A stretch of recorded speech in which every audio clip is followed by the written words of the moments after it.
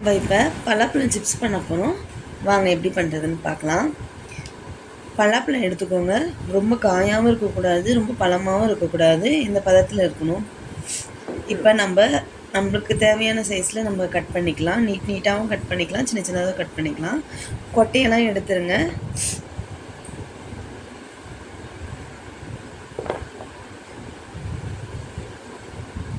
நாங்கள் நீட்டாக கட் பண்ணியிருக்கோம். உங்களுக்கு எந்த சைஸில் வேணுமோ நீங்கள் அந்த சைஸில் கட் பண்ணிக்கலாம்.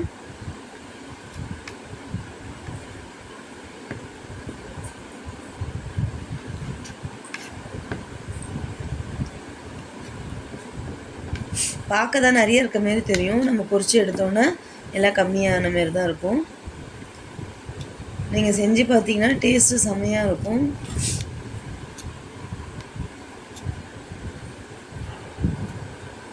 ரொம்ப பழமாக இருக்கக்கூடாது, இந்த பதத்தில் இருக்கணும் பலாப்பழம்.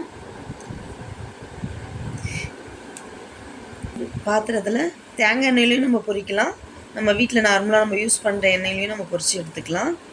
எண்ணெய் நல்லா காஞ்சோன்னே நம்ம பலாப்பழம் கட் பண்ணதை நம்ம போட்டுக்கலாம். சிம்மில் வச்சு பொரிக்கணும். பொரிக்க கொஞ்சம் லேட்டாக ஆகும்.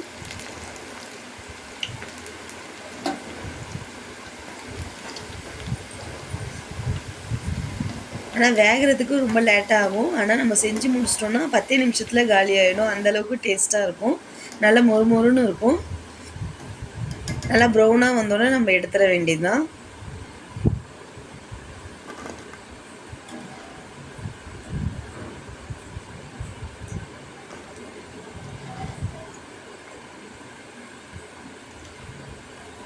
ஒரு சின்ன பவுலில் கொஞ்சம் தண்ணியில் லைட்டாக உப்பு போட்டு கலக்கி வச்சுக்கோங்க.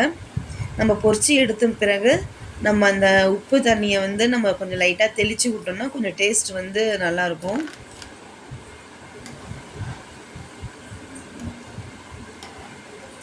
நல்லா முருவலாக இருக்குது பாருங்கள்.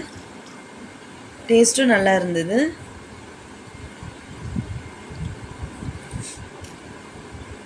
தண்ணி ஊற்றி நம்ம மிக்ஸ் பண்ணி நம்ம தெரிச்சிட வேண்டியதுதான்.